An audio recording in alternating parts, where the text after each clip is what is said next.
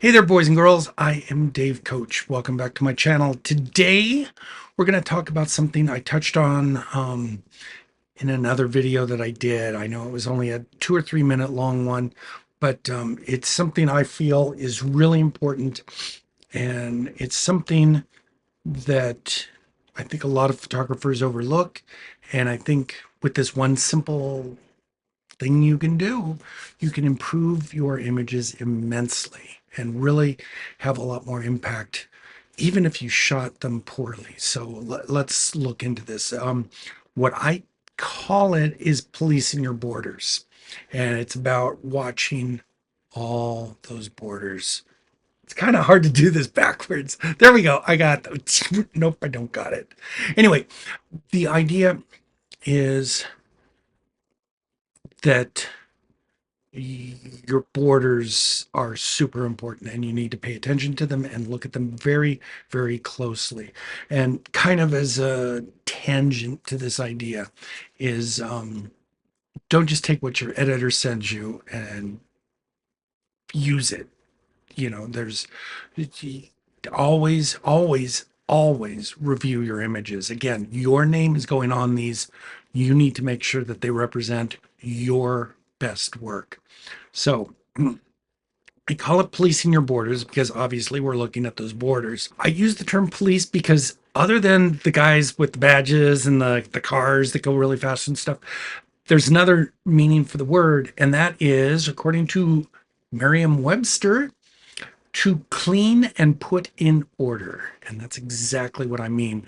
But I also kind of like the overtones of enforcing, because that's really what we're here to do, is to enforce good clean lines on our images and good clean borders. And I think you're going to be a little surprised at how this simple little thing makes far better images. So without further ado, let's go into the raw pictures. Well, they've been edited, but these are what I just got back from Vietnam for a shoot I did yesterday.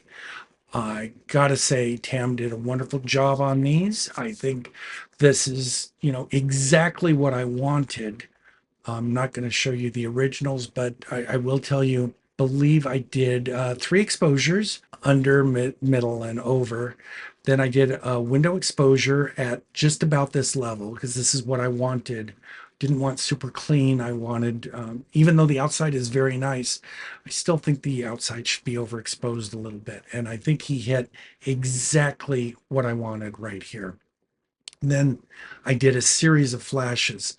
Obviously, we're looking at 3 or 4 rooms, so I had to use 3 or 4 different flash exposures. Some over here on this side to light that, some back here to mimic the windows here, some in the kitchen over in here, some in this family room over in there. And then you put it all together, and this is what we come up with. Again, I think this is really good. We've got fine definition everywhere. All right. So, first thing I would do once I got this back, there's a couple problems I've seen in it. But the very first thing I do is I do a double check and make sure that we've got perfect vertical. So I take something extremely right, and then I take something extremely left, and I put lines on those. And there, you saw it jitter just a little bit. Wasn't quite perfect. Now it is. This looks really good. I think this is good to go. I'm a little thinking I don't like this over in this area, but this is our wide first shot to kind of enter into the room.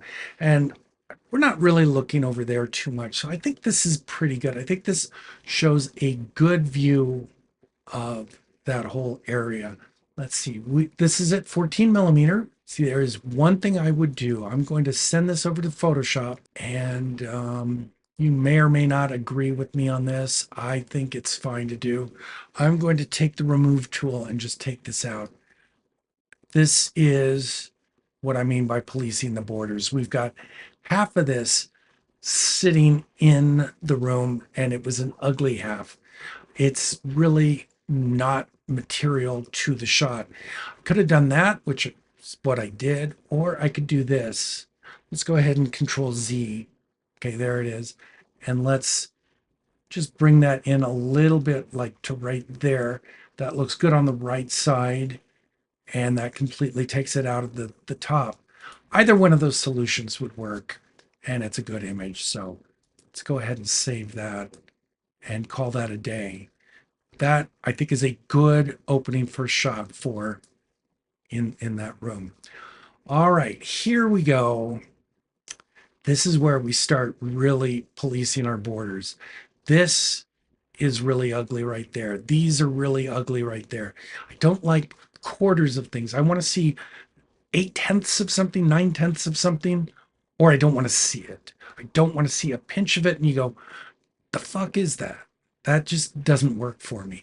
It's okay here where it's eclipsed by this, but on the edges, no, because it takes your eye out of the picture. So the first thing we're going to do, obviously, is do our straightening again. So I'm picking something very right and very left, and I'm going to straighten this. Probably is pretty, yeah, it was just slightly off. Okay, what is the problem with this image? Or where are we showing too much information? Um, Obviously, on the left, we can come in to about there, and I think that's going to be a lot better. We could also come into about there. I think right about there. That coffee pot isn't bad. It says that's the kitchen back there. And that's a good line all the way up and down. Then on this side, I really don't like a quarter of that couch. So I'm going to come to right there. And that cuts into the window, but we've got other windows there and we're showing most of that window, so people are going to know what that is. Now, to me, the problem with this image was way too much ceiling, and now that we've come in from both sides, we can come in from the top and make this work.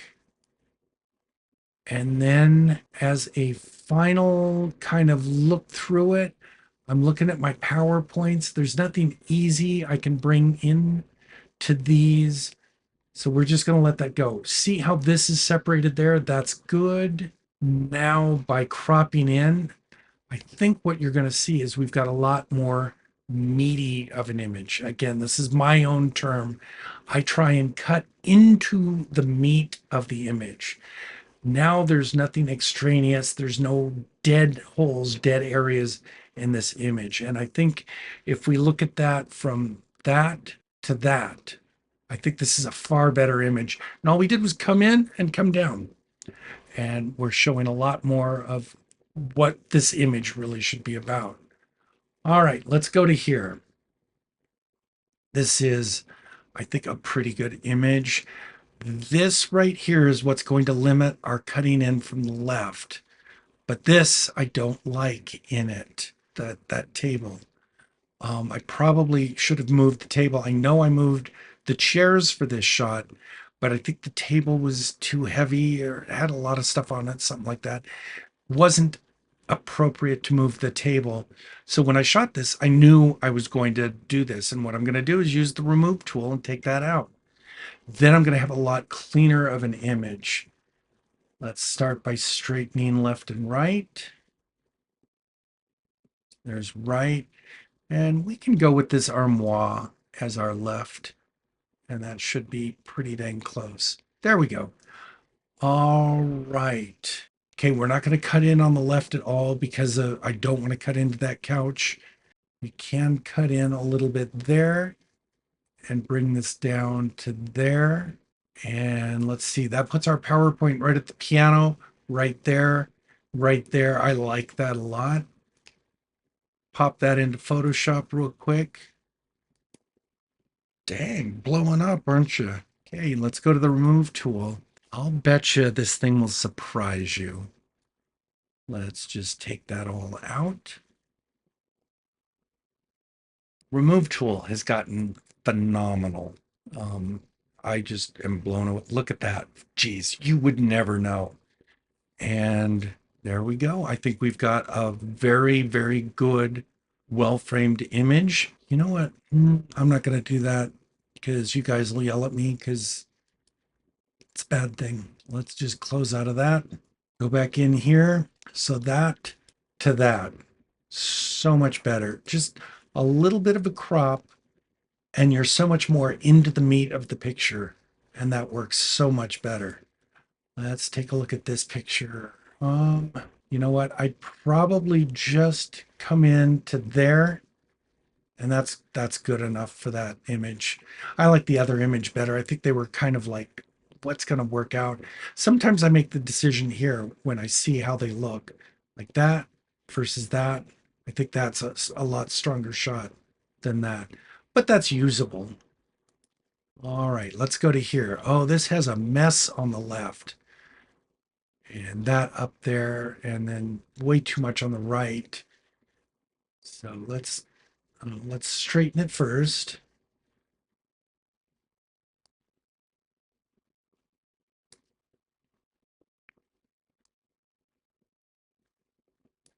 Okay, that looks good. And let's go ahead and just use the remove tool. Let's remove that. There's not enough of that I don't think that's being unethical. Take that out. And then take the front of the armoire out. See if we can clean that up a little bit better. Yeah, we're not. So we're going to use clone tool and we'll just clone from there. There we go. That looks good. And there, that's a much stronger image. Again, we're focusing on the room, not these things that are right along our edges that are pulling us out of the image. So we've got another really good image there, I think. Let's go back to it and just look at our crop. Um, yeah, that's going to work. I mean, we could come in a little bit there if you want. Take a little bit more of the ceiling out. That puts a power line right on that window, right on that corner by the door, and puts a line right across the top. I think that works even better.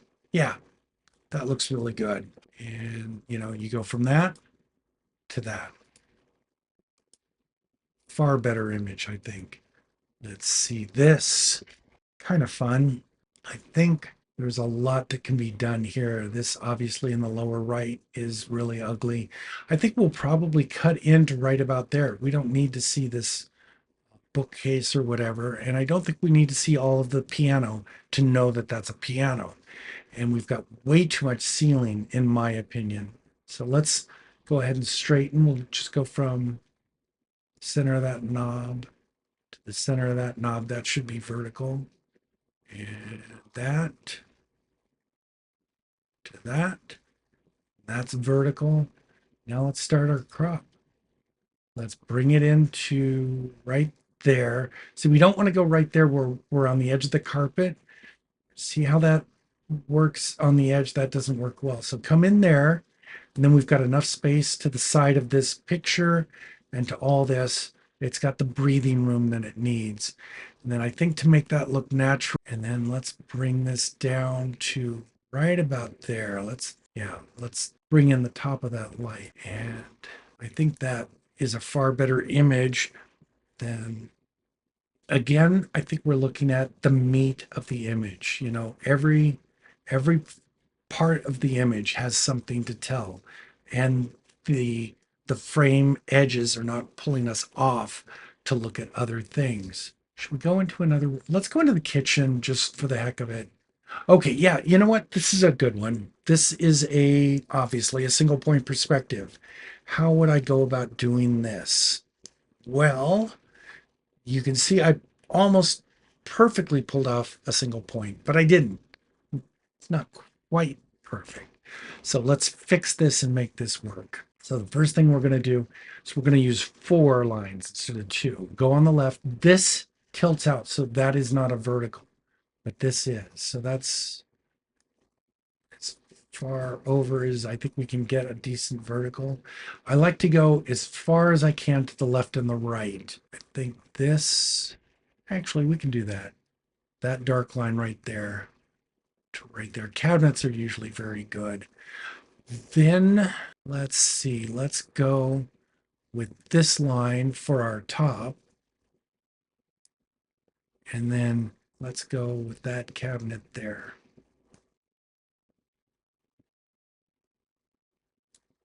There we go. Now we've got an almost perfect single point right on the sink. But we've got way too much ugly feeling. So I want to cut that out. So am I going to come in from the left or am I going to come in from the right? And I'm looking at this, and to me, with that green plant and that cool light fixture and all that, the left is looking way prettier than the right. So let's just bring that in till we get something good, right about there. I think that's a really good looking image. It shows what we want. It's like filled with information and filled with things we want to see. And I think that's a far, far better picture. So we're going with that. Let's go for another kitchen shot. Let's see. Yeah, let's do this one. Again, too much up here, too much over here. And as you can see, this clock thing does angle. That's why I couldn't use that as a vertical earlier. So let's see what we can do here. Let's put our left line right there and our right line right on this wall. And let's start doing our crop. We've got to come in right to about there. And yes, I see it up in the upper right. No worries. It's not going to be there. Let's bring that in. Let's put that power line right there. That looks really good. And yeah, I think that looks really good. I like that framing. And I like where those lines intersect. One right there on the stove, one right there. And let's edit that in. Oh, let's make the crop first, and then let's send it over to the Photoshop where we'll fix it. And yeah, I told you I'd seen these and we just needed to bring it here to fix it. But again, the remove tool is going to take that out. There's so little of that there. And, we're replacing it with white ceiling, so it doesn't really matter. There we go. That looks good. I also think this is kind of a yuck. This is an easy thing for remove to fix. Takes it a minute, and there we go. I think that's a really, really good image. I think that shows a lot more of the room and the finesse of the room than the originals. Let's send that back. Let me Control Z that. So let's go back to the original frame. So that or that. See how cutting out that ceiling just shows so much more of the room and it brings us in. It's kind of, well, Wayne calls it the poor man's tilt shift. And I think that's fine. Shoot a little wider and then crop in these. As you can tell, I shot fairly high because it was, high countertops in the kitchen. Also from, the living room, I started off really high there because we had this window into the living room, and I wanted to be up high enough so that I was seeing in there. So I did shoot a lot of this very high, which is why we have so many ceilings in so many of the images. And I did that knowing that I wanted to so that I could get that view into there. But I also knew I was going to crop the ceiling out of it and fix the images in post. So that's what it means for to shoot for the edit. All of these, I'd pretty much be just doing the same thing on them. I did want to talk about the rule of thirds, which for the longest time I thought was a load of hooey. Yeah, it was Tony Colangelo who really hit it home for me for why the rule of thirds works. It's not because it structures the image any better or anything like that.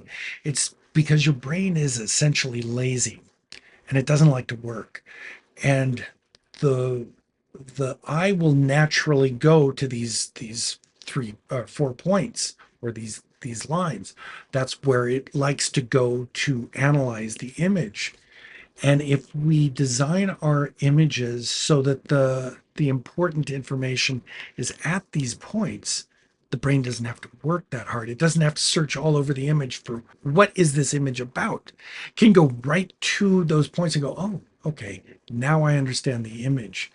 And when put in those terms, it makes a lot more sense than some kind of mumbo jumbo about magical rules of thirds and oh, it's gonna like hypnotize people's eyes and things like that. It's nothing like that. It's because your brain is lazy.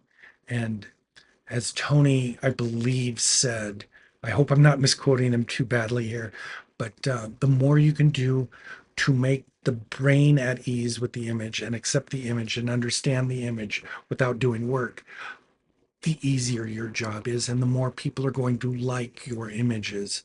So when put in terms like that, I think these make the using the rule of thirds makes a lot more sense. Or trying to push the image into a rule of thirds. Something again like this image, we can't force it into a rule of thirds, but it isn't hard to find a point where the rules of thirds are on important objects here and here.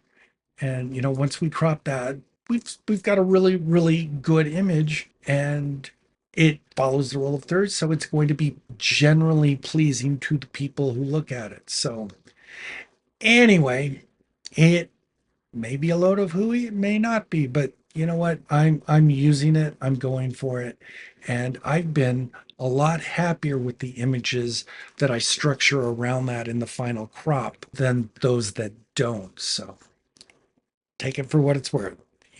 You know how much you paid for this lesson. So yeah. Anyway, I think that about wraps up what I wanted to say. Basically, it is, watch your edges, make sure that they're not crowding things or cutting things off. Make sure that things don't extend out or in from them. Clean them up if they need to be. If that means, oh, you know what? Let's go back to this image. This, I would say, is bad. And I don't have a problem. I don't have an ethical problem with taking that out. If this were my final frame, I would be happy to do that because it just doesn't really change the meaning of the house. We're still seeing the lights up there. The house is still the same. We're just making the image conform a little bit better to what's pleasing to the eye. I don't think that that is an ethical dilemma. Go ahead and talk about it in the comments if you think it is. I think if I were to go here and take the garbage disposal switch out and take these out, which I would definitely do if this was an Airbnb or a commercial shoot, that's an ethical problem. That's changing the look of the house. And but I don't think moving a light just a little bit and taking it out really is a problem. Again, discuss amongst yourselves down there's. Tell me I'm all wrong. I'll listen to it. I won't say I'll agree, but I will listen to what you have to say. Anyway, that wraps it about up. Again, police those borders, make nice, clean borders. Don't have confusing things. Don't have a lot of confusion in your image. Make them easy to understand and for people to assimilate them. And your images will be better liked by your clients and ultimately the people who buy the house. So there we are. That's what I have to say today. I do hope you learned something. I hope you agree with me. Well, if you don't, that's fine too. But no matter what, I hope your next shoot is your best shoot.